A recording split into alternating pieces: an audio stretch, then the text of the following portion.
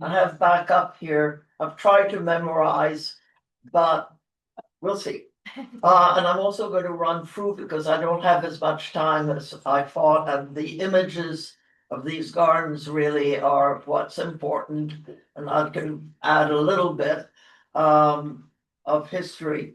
I won't say anything about Gertrude Jekyll beyond the fact that I know you know a lot, but I want to remind you that she designed 400 gardens in her lifetime, wrote 16 books, ran a large nursery, and continued doing crafts. And this is despite she kept going even when her eyesight got worse and worse. An extraordinary woman. And here she is, and young. I love her hat and her outfit as a young woman.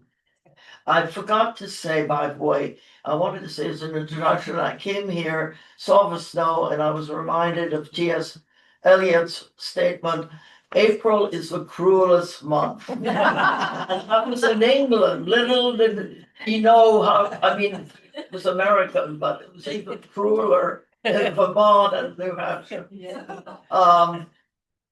George Leslie, I just have to read this because it describes Gertrude Jekyll so beautifully. George Leslie was a well-known painter, an older generation than Gertrude Jekyll, but knew her very well when she lived in London. A young lady, clever and witty, active and energetic in mind and body, and possessed of artistic talent of no common order. There is hardly any useful handicraft she has not mastered. Carving, modeling, house painting, carpentry, smith's work, repoussé work, gilding, wood inlaying, and gardening. Her artistic taste is very great, and you will see and have to agree. This tombstone was designed by Edward Lutyens, who of course she got to know very, very well, and was a protege. He designed Munstead Wood for her when she was about 47, 48.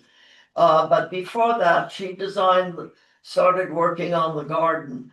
I have to say quickly that the foxglove there, is white and only white because she did not want to have other colors. And you can see why, because it allows the texture and the different greens, the shades of green. And if you put color in there, I think it would take away from what she was obviously trying to do. Well, she's no enemy of color. And here you're seeing some of the rhododendrons, we'll see more, and the white birches. She cleared a lot of wood. She had 15 acres, and then planted other trees that were more interesting. And here is the rhododendron allée, looking away from the house and towards the house. The owner, when I was there, had planted smaller, I don't have the arrow to show you, but you can see some smaller rhododendrons, and she had to do a lot of repairing. All of the gardens that we've seen have had ups and downs, been redone at different times, and I won't give more details because of time. This is the side of a house with a big rose bush on the left climbing up. And then a wonderful courtyard and her gallery. I have to say this, she was a great craftswoman. She collected local artifacts that interested her. She'd done that. And so she had the gallery and she had shelves and cupboards. And she demanded that Lutyens put this in so she could go by every day on the way to her bedroom and see these things. And the bench that you see faces the more formal garden that she designed, and so you can enjoy it, and it's sheltered. This is there's a formal beat never mind. This is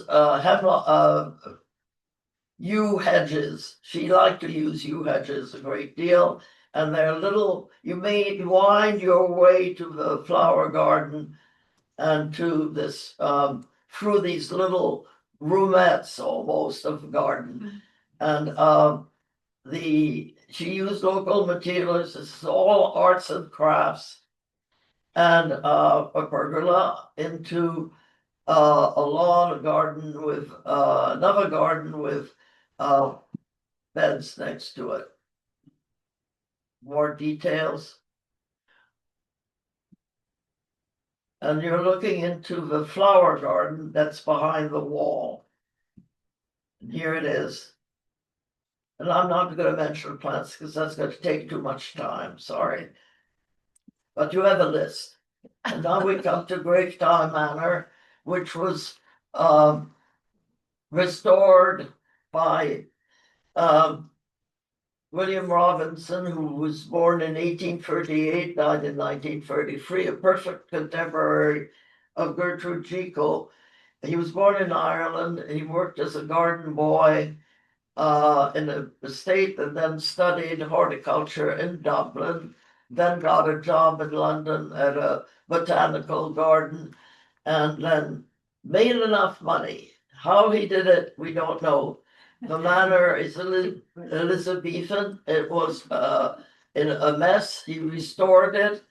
He purchased a manor with 200 acres and eventually had 1,000 acres. And of course, he designed the garden. He's also a very influential garden writer. He created the magazine The Garden, and then he also wrote his most important book, which is A Wild Garden. I have it. Oh, I have it up here. I forgot to bring it. Sorry.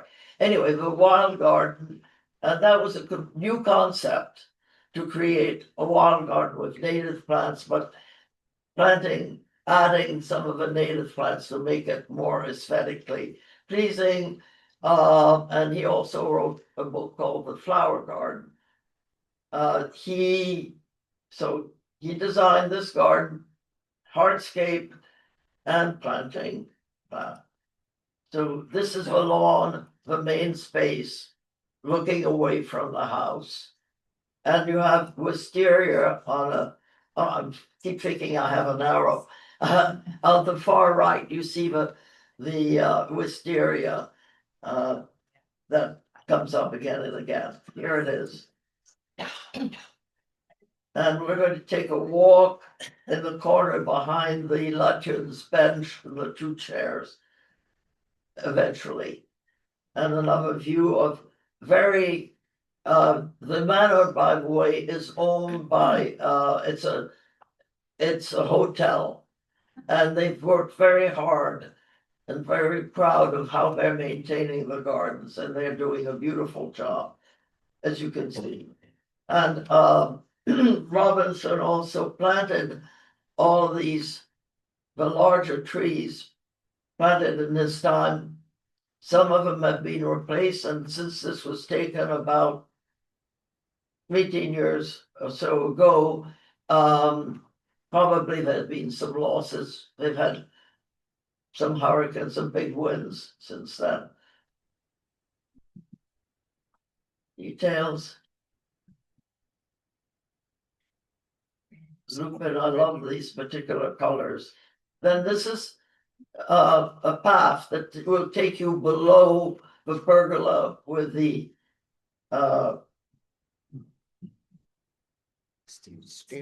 and planting of Nepeta and I think allium poking up their heads. I think it's a wonderful idea to plant them together. This is a very textured and interesting planting below the terrace that you saw, the main element. And a vegetable garden to provide vegetables for the hotel and the restaurant. And this is some of his land. You can see in the background rolling countryside And you can also see how the manor's at the edge of a slope and also on a hillside. And this is Van. It's a 15th century house restored by the grandfather of the husband of the owner, and who was an architect. So he did the hardscape. And there's this very simple little garden in front of a house when you come in. And we're going around the corner with the ubiquitous roses climbing up. An interesting facade, and the vine is unusual. It is a vitis. It is a ornamental grapevine from Japan. And the leaves are lovely. I mean, I think this is a pergola that the grandfather created long ago, and you can see some sort of pinkish wisteria hanging down. And one of the more formal elements of a garden, but this is, in a way, the Gertrude Jekyll, the most important part. There's this pond, and the way back, the grandfather hired Gertrude Jekyll to provide plants, and it was from her nursery to put all around this pond. And it's quite dreamy. And I don't know if she provided or suggested the tree that you see leaning on the upper left image, which makes it more interesting than having just nothing. And just a meadow, ornamental cherry orchard. We come to Buckhurst Park, which is probably the largest estate, certainly, that we're going to see today. Another Elizabethan house, same family for 900 years. I'm going to rush through because it was known for the Humphrey Repton Park, which you'll see. We go through the arch. You can see through some more recent plantings into the park. Lutyens was hired to add a wing and also to design the terrace and do the hardscape.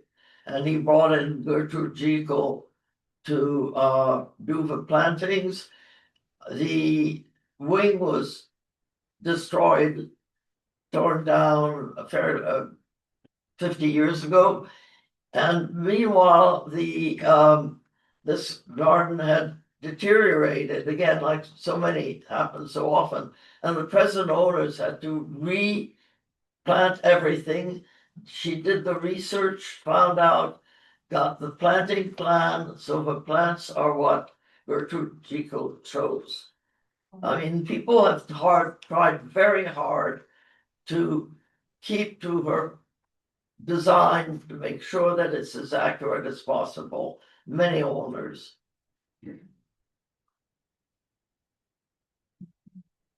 And I think it's very successful, and it's interesting with the clipped bushes and combined with looser plantings. Just some details. And below the terrace, as we say goodbye, with the ponies in the park. Oh, I'm sorry. Here we say goodbye. Barrington Court is very different, and it's also an ancient Elizabethan house. It was derelict, as again both house and the gardens, the walled gardens, were restored in the 19th century, and Gertrude Jekyll was hired to plant the walled gardens. Several There are several different wall gardens. This is, I think, the white garden. And then there's a rose garden. And I love this particular rose, obviously. In another garden, you have pergolas, and you will see, moving along quickly, there is a wonderful walled vegetable garden, which is beautiful in its own right, and you can see the trees at the back of the wall, wonderful. And the commons are pretty elegant. I mean, look, you can see the stalls, and also planted with roses and not neglected, so that they're an aesthetic element in their own right. And this, I love this walk. And I don't know, I've never had a Lupita that looks that intense. I'm trying to variety, so maybe it's the climate. The English grow everything so beautifully. Gramdene House, it's 18th century. It's famous for these two borders. Famous because they're mirror borders, which was a rather neat idea. And it's a relatively young garden, as the gardens go, and obviously inspired, not designed by Gertrude Jekyll. There's a nice little water feature. There are also, besides that, you're seeing on the right another border, but it's not the twin border. And we continue past that into, there was a gate, but into a sort of veggie garden, ornamental vegetable garden with some fruiting trees. There we go. Through to the apple house and the orchard. And looking back, the gate is 19th century. And this is a vegetable garden. I just had to keep it in because of on the right, you've got a clematis montana on top of the wire form.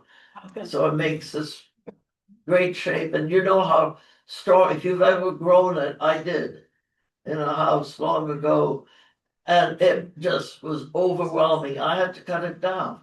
I didn't have enough support, strong support. Vegetable garden and greenhouse, and also, of course, peonies for cutting and bringing into the house.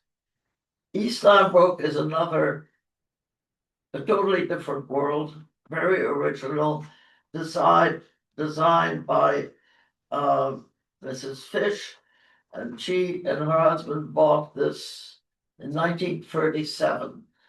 And it's medieval house, it's 15th century. And it's on a slope, the garden is on a slope and terrace. And she had never gardened, and it's very original.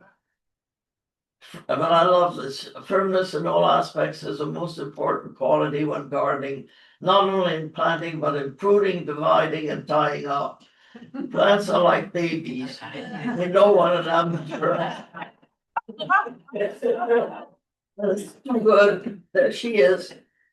Never gardened before, self-taught, wrote several books, and had a nursery. And hybridized, and several plants are Lambrookses. I said this, Lambrook this and Lambrook that.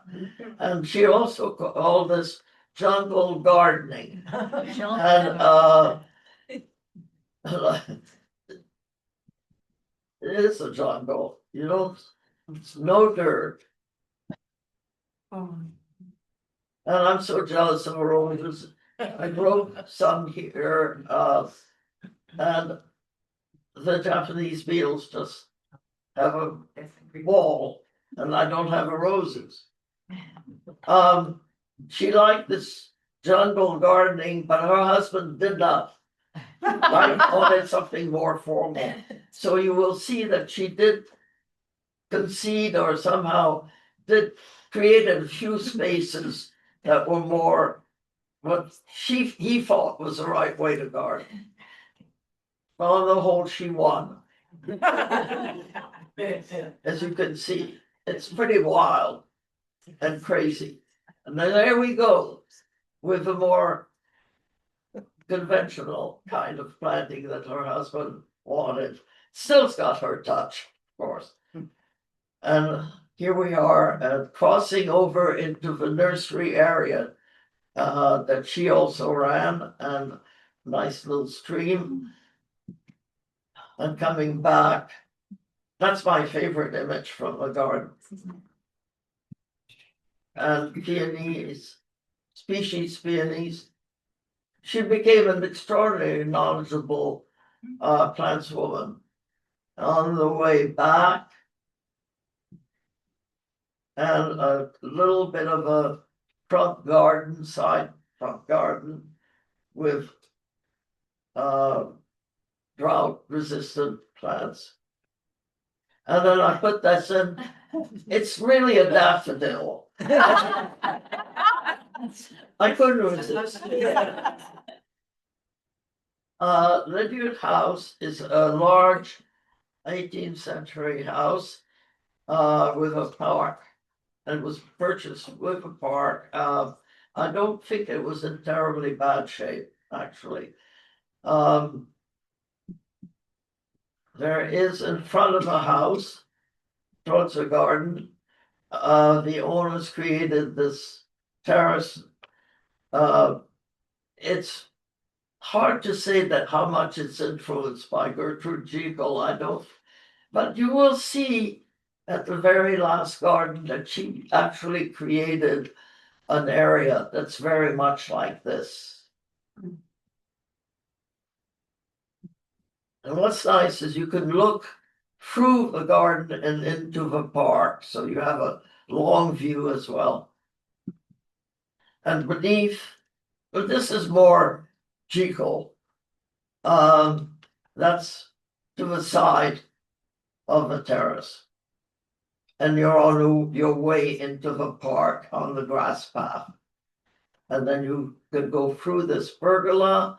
The owners are planting more roses. You can see there's just a small one on the left that hasn't done very much yet, but she was planning to have more of. And the park. And the park is gorgeous. They've had to take some trees down, and as you can see, there are some new trees there as well. And then I call this a folly, a miniature folly anchored in the stream. And looking back, you can see a wing of a house. And there's a woods, and in there there's some interesting plantings at the edge, and a Chinese pavilion. This is the back.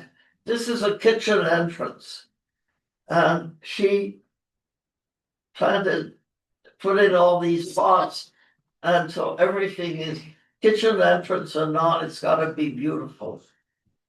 Quite a gardener.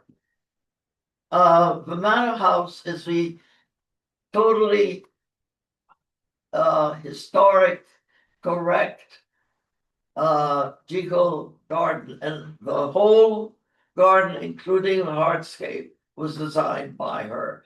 The owners came. You can see that on one side there's a retaining wall, and beneath the yew hedge that you see on the straightforward, so to speak, but there is a retaining wall as well, because it's well below the house. You can sense that looking at the house. And you can see the hedge is on top or behind the retaining wall. So the walls had collapsed, everything a mess. And again, the owners did their research. and consulted the archive of Jekyll. You may or may not know that it's in Berkeley, California, thanks to Beatrice Caron, who purchased a lot of, was able to obtain the documents. And so people go there or write and get the plans, and that way the owner was able to find out exactly what Jekyll had planted there. They rebuilt the walls, they double dug the beds, and they were new gardeners. And so Jekyll has inspired people to become fantastic gardeners. And maybe it's inspired all of us to be fantastic gardeners as well. So running through and some of the, yes, well, that's another part of a garden. So, and more flowers, more plants, and the owner edging. So they're hands-on and hands. And Hill House is what you'll see is something very different, because I was not doing my job, if you like. I wasn't thinking I was going to present this. So I did photograph what interested me.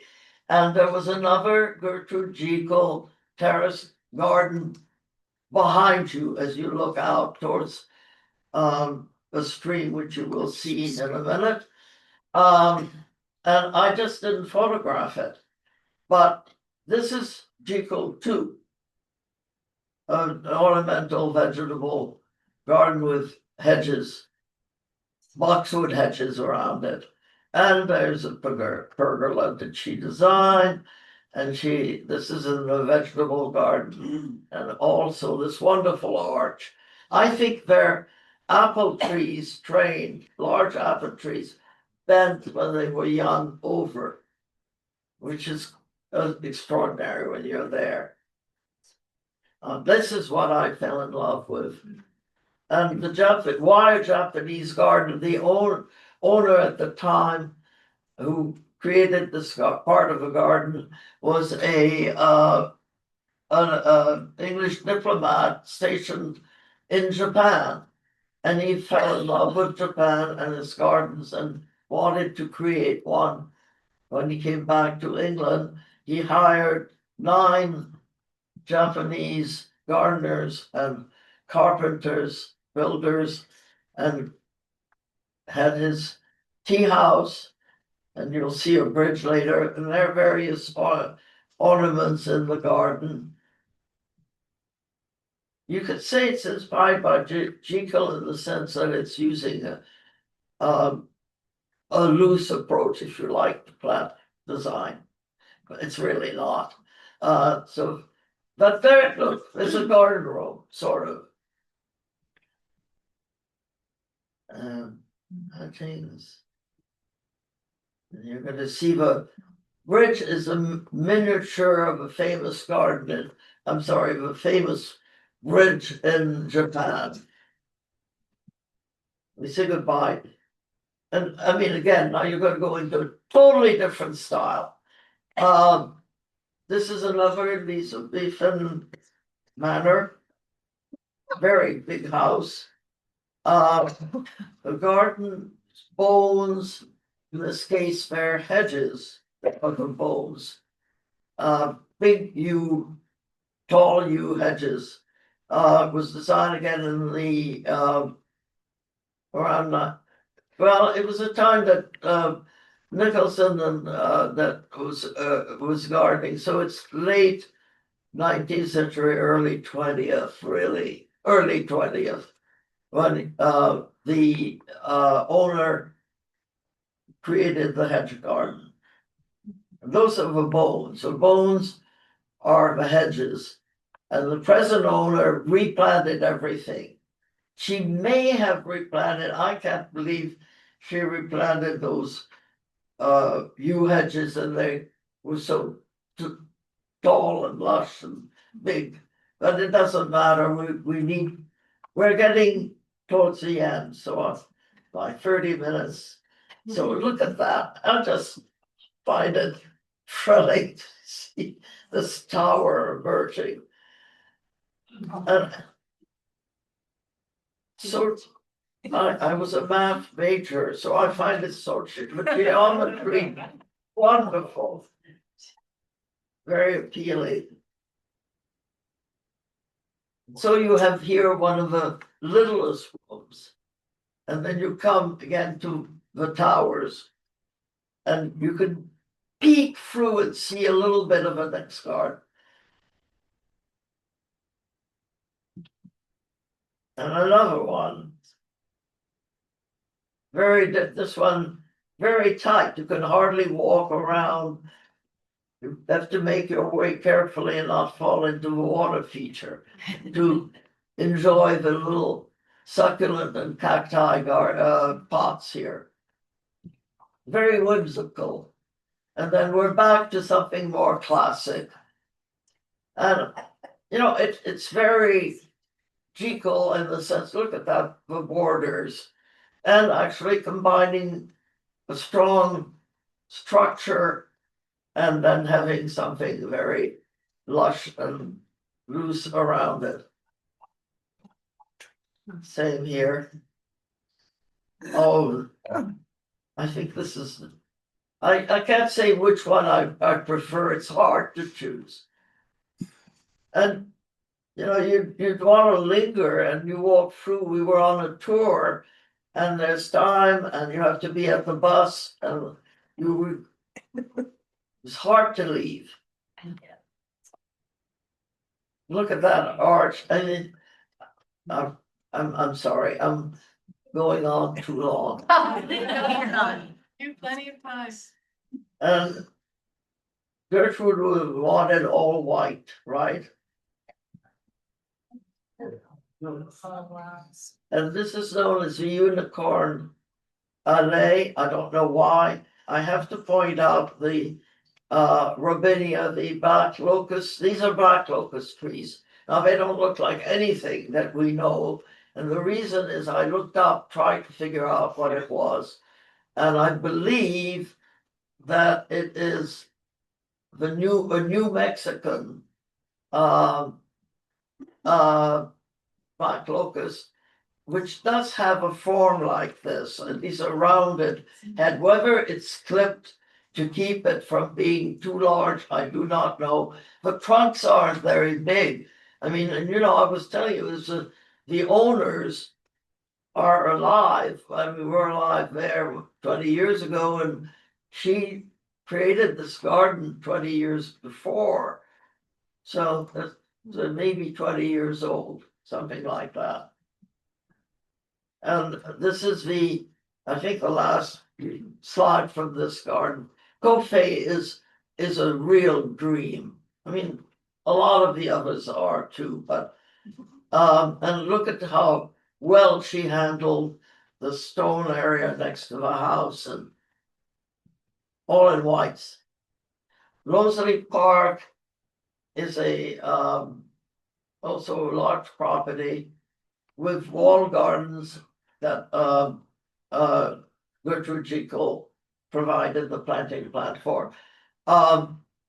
These cedar of Lebanon is typical of these properties. You often see them.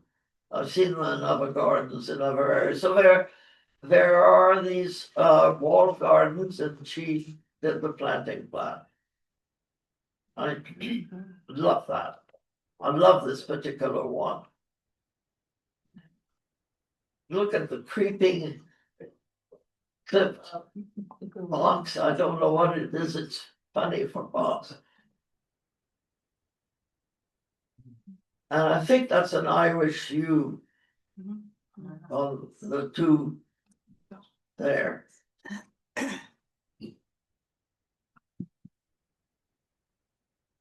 White garden. Flower garden. And this is about 200 years old vine.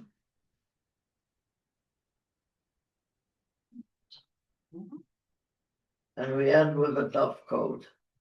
And the doves kindly sat for their portrait.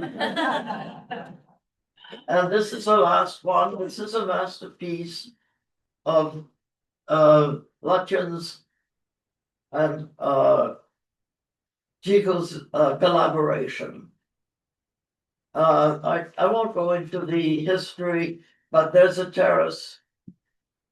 And this is a sunken, there was an existing terrace, which you will see later. But this was not in existence. They created the sunken garden. It's enormous. It's huge. And there's a big Bergina edging, which is supposed to make mowing easier. I don't quite get that, but that's what I read. And there's a huge pergola, which you see in this. This is only part of the garden. And the pergola is very long.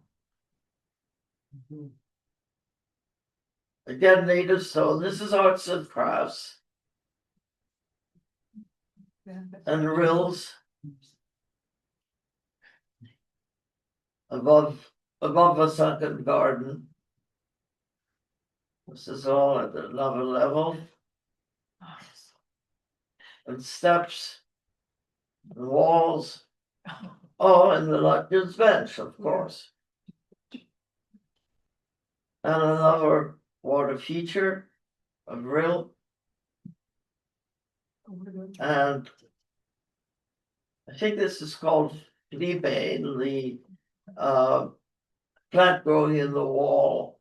It's an erigeron, and it's got an impossible name. It's Russian, so it's. And then you see Miss Wilmot's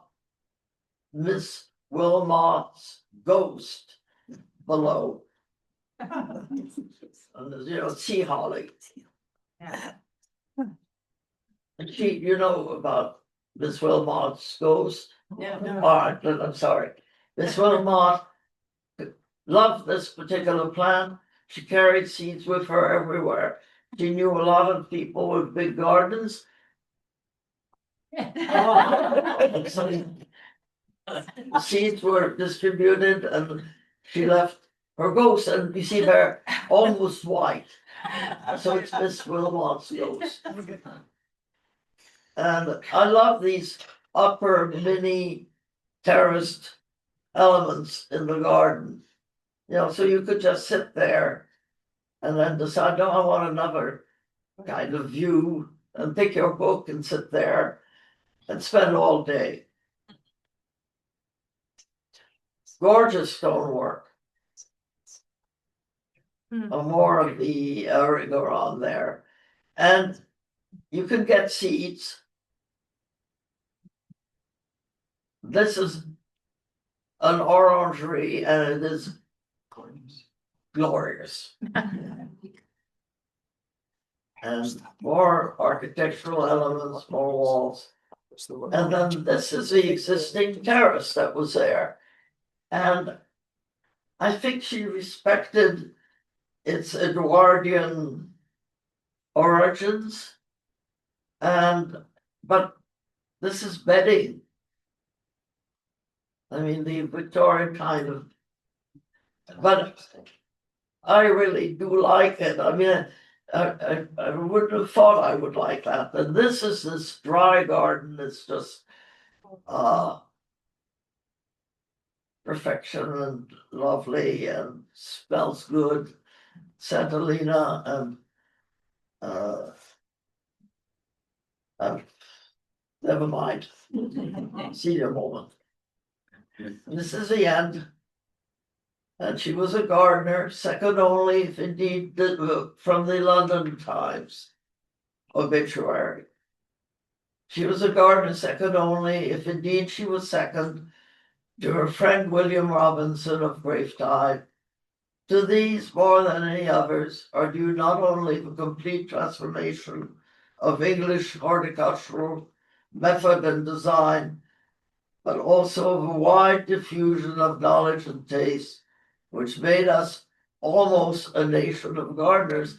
And I am puzzled by the almost. I mean, we are a nation. Thank you, that's it. That's okay.